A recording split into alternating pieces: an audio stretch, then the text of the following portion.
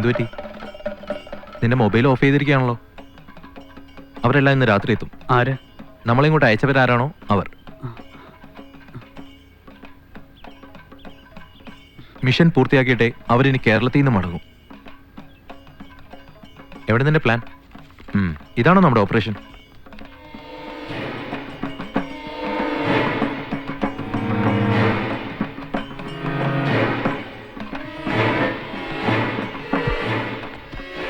സത്താർ, സത്താർ നിക്ക്.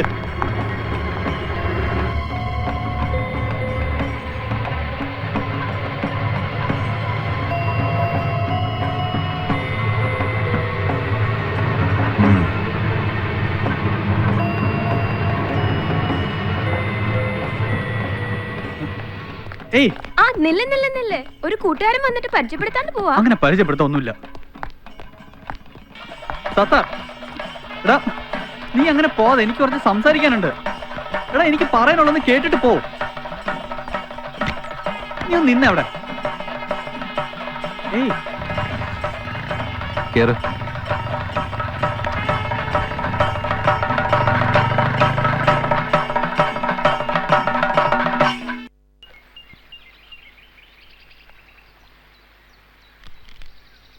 എന്തോ പറയാനുണ്ടെന്ന് പറഞ്ഞു ഇവിടെ വന്നിട്ട്? എനിക്ക് പോണം. ധൃതി ഉണ്ടാവുമെന്നറിയാം.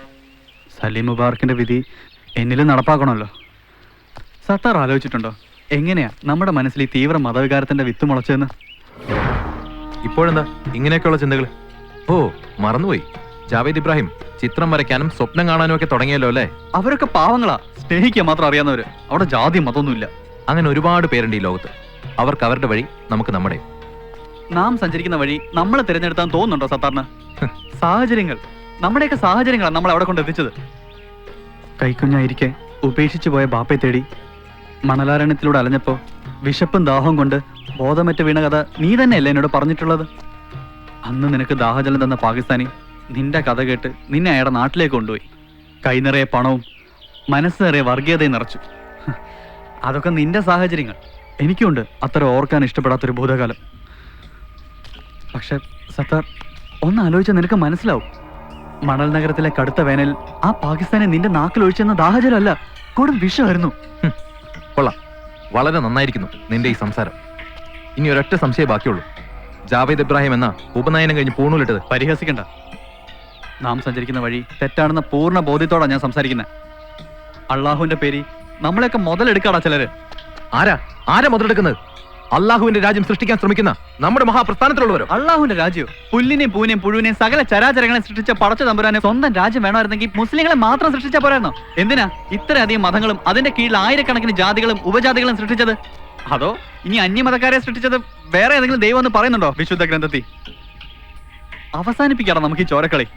സലീം മുബാർക്ക് കരുതിയ പോലെ പണവും തട്ടിയെടുത്ത് കടന്നു കളയാനൊന്നുമല്ല ഞാൻ പറയുന്നേ. നമുക്ക് ആരുടെ ഒന്നും വേണ്ടടാ. എന്നിട്ട് എവിടെ പോയി ഒളിക്കുന്നീ? ലോകം മുഴുവൻ വ്യാപിച്ചു കിടക്കുന്ന പ്രസ്ഥാനമായത്. സ്വസ്ഥമായിട്ട് ജീവിക്കാന്ന് കരുതണ്ട നീ. ഒരു ദിവസമെങ്കിൽ ഒരു ദിവസം എനിക്കൊരു സാധാരണ മനുഷ്യനെ ജീവിക്കണം. ഈ ലോകത്തെ മുഴുവൻ സ്നേഹിക്കണം. പേടി സ്വപ്നം കാണാതെ ഒന്ന് ഉറങ്ങണം. അത് കഴിഞ്ഞ് ഏത് തോക്കിന്റെ മുമ്പിൽ നെഞ്ചു വിരിച്ച് നിന്ന് കൊടുക്കാൻ തയ്യാറായി ജാവേദ്. ഇല്ല, ഒരു ദിവസം പോയിട്ട് ഒരു മിനിറ്റ് പോലും നിന്നെ ഞാൻ ബാക്കി വെക്കില്ല. ഞാൻ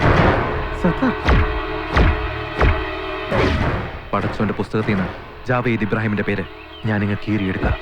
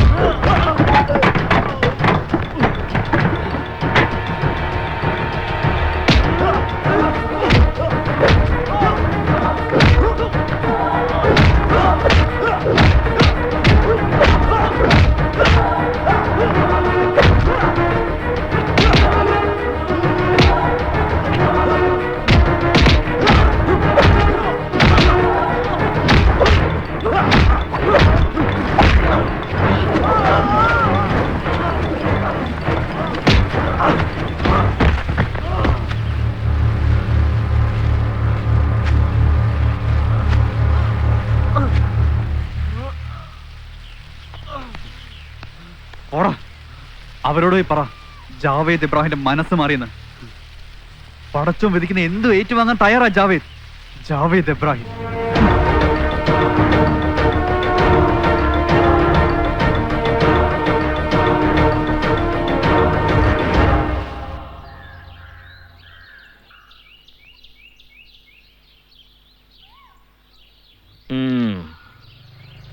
എപ്പോഴാ അവൻ പോയത്? രാവിലെ ഇവിടുന്ന് പോയതാ, ഇതുവരെ എത്തിയിട്ടില്ല. ആ. കണ്ടാലൊരു കുഴപ്പക്കാരനാണെന്ന് ആഹാ. തോന്നിക്കുന്നില്ല.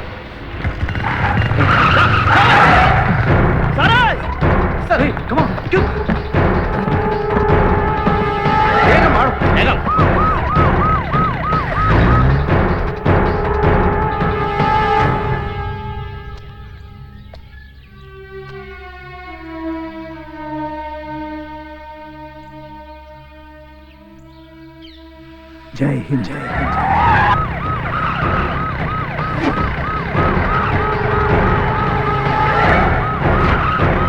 Go fast. Hey, fast.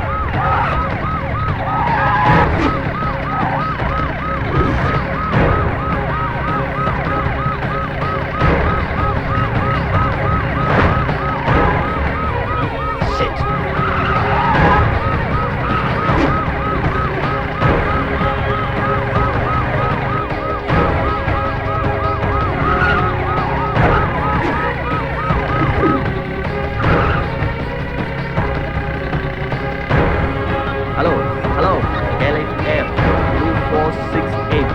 ഒരു city hundred bike canal road വഴി കയറിയിട്ടുണ്ട്. ക്യാച്ച് ചെയ്യും. ഓവർ.